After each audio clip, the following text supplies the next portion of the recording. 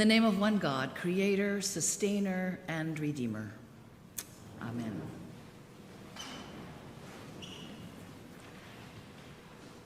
In our Old Testament reading today, we hear the story of the twins born to Isaac and Rebekah. Jacob and Esau fight with each other inside Rebekah's womb, and it's so painful for her that she has to have a conversation with God, who tells her that two nations are in her womb, that they shall be divided, and one shall be stronger than the other. When the twins are born, Esau comes out first, but Jacob grabs onto his heel as if to pull him back in and rearrange the birth order. We learn that as they grow, indeed, these two children are quite different. Esau is a great hunter, Jacob more of a homebody. Jacob is conniving and manipulative, and Esau is impulsive and foolish, willing to give up his birthright just to fill his stomach. His birthright meaning the special privileges and responsibilities that come with being the firstborn son. This scene is but a prelude of what's to come. Perhaps you remember the rest of the story. Only the father's blessing can completely confer the birthright from Esau to Jacob. So Jacob dresses up as Esau and tricks the nearly blind Isaac into bestowing the blessing and birthright on him instead of Esau.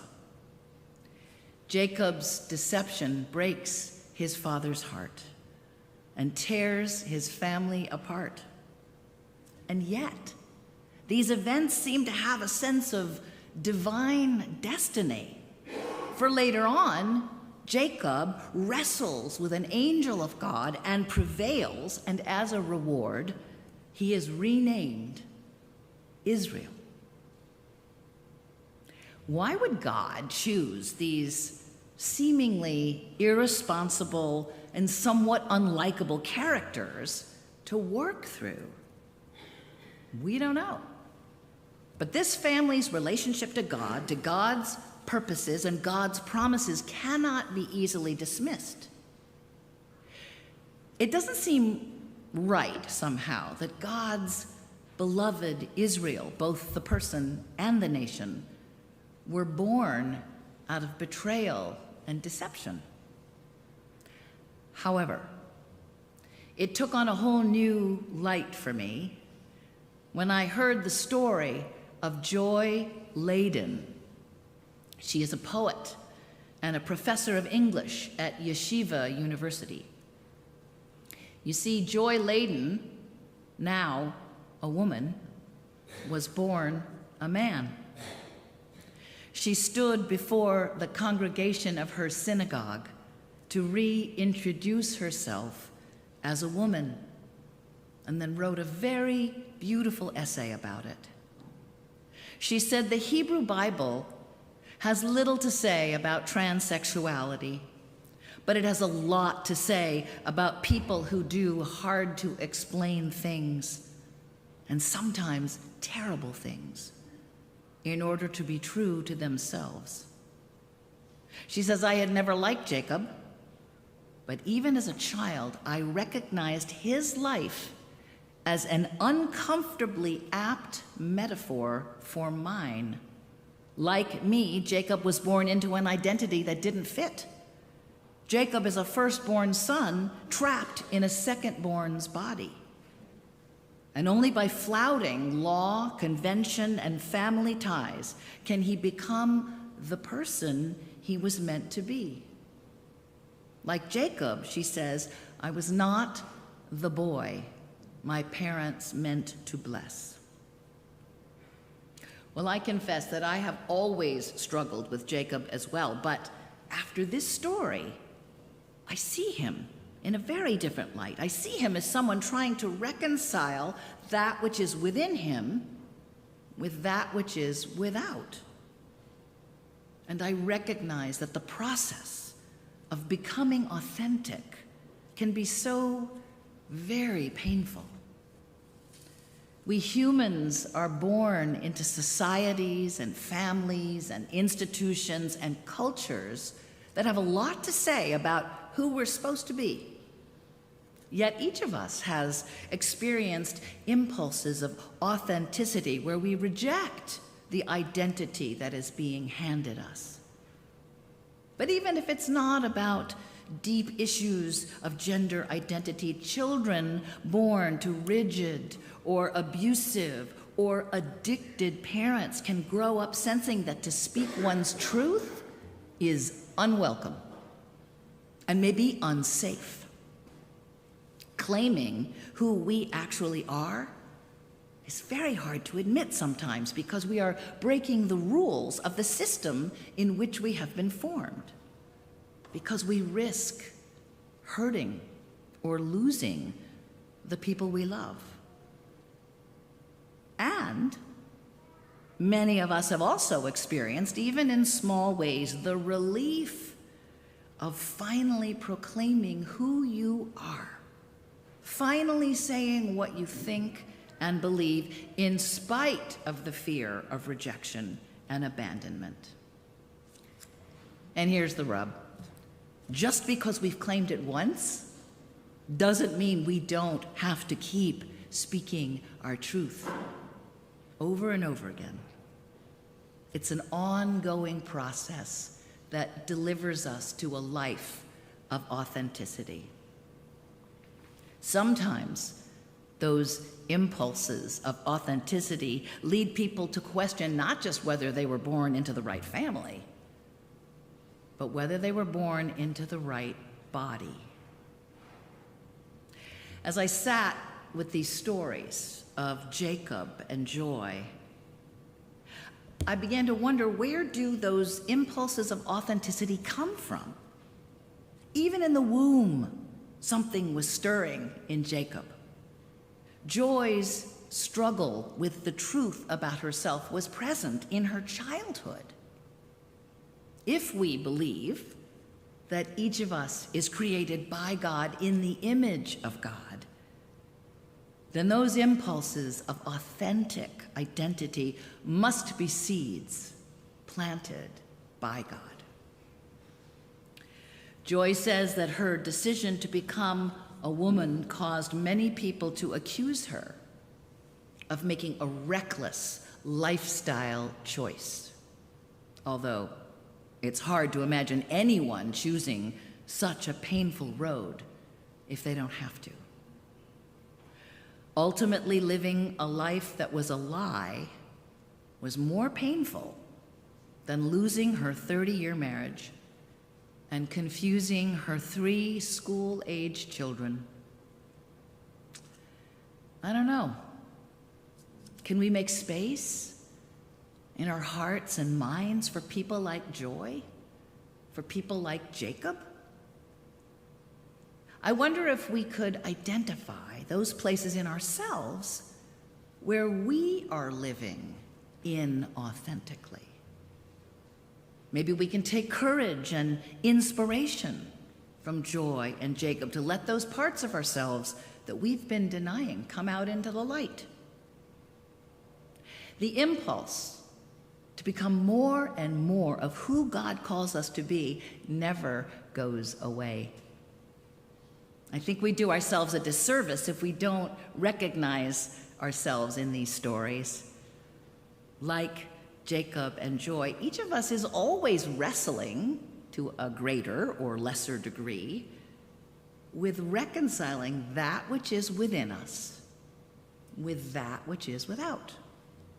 None of us is alone in that. Joy's description of telling her story in front of her congregation ends this way. I don't know if they understood.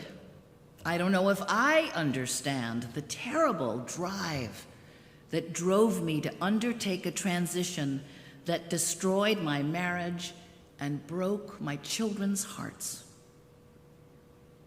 I don't know if anyone there knew, as Jacob and I knew, the loneliness and terror of living in someone else's skin, or the relief of finally standing before others, even those whose tears we caused, as the people we really are.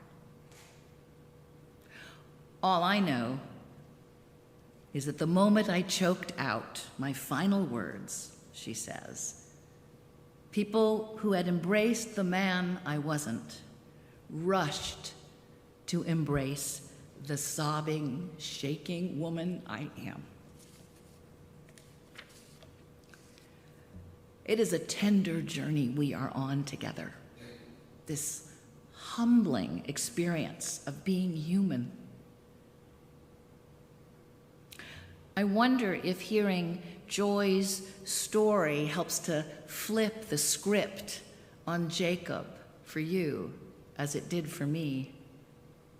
I wonder if flipping the script on Jacob might open you to other new ways of thinking, to seeds of authenticity that even now God is planting in you this very minute. Even Jesus is talking about seeds today. They are a powerful image for us, something so tiny that holds in it the potential of something so great and often so unimaginable. Jesus uses this metaphor a lot, the seed needing to be planted in good soil, the seed needing to be broken open, destroyed in essence, for new things to grow. This story of Jacob and Esau begins with a struggle, two nations fighting in Rachel's womb. And I think it invites us to look at how conflict has stood in the service of God's purposes down through history. The early Jesus movement, being persecuted by the Roman Empire until Emperor Constantine made it part of the empire. The revolutionary fight of the Protestant Reformation. The women's suffrage movement. The civil rights struggle in the US, the end of apartheid in South Africa. The ongoing LGBTQIA struggle that continues around the world. That's just a few of them. None of this change would have been possible without tremendous conflict, and yet all of it has moved us towards God's reign of love in the world. Makes you wonder where we're headed, doesn't it? Given all the conflict that's around us right now. This past week, our presiding bishop, Michael Curry, spoke at the Episcopal revival in Baltimore called "It's All About Love." And he said this: let love help you heal old wounds. Let love lead, and you will find life as God intended, because God is your GPS. GPS was not a concept that Isaac or Rebekah, Jacob or Esau could have imagined. But God speaks promises, brings blessings, and accompanies this family along its various journeys. If God can make a new nation out of a dysfunctional family, well, then there's hope for all of us. God will use all of who we are to bring about God's reign of love on this earth. The inimitable Joseph Campbell says, "The privilege of a lifetime is to be who you are. So go and be who you are, and use your privilege wisely.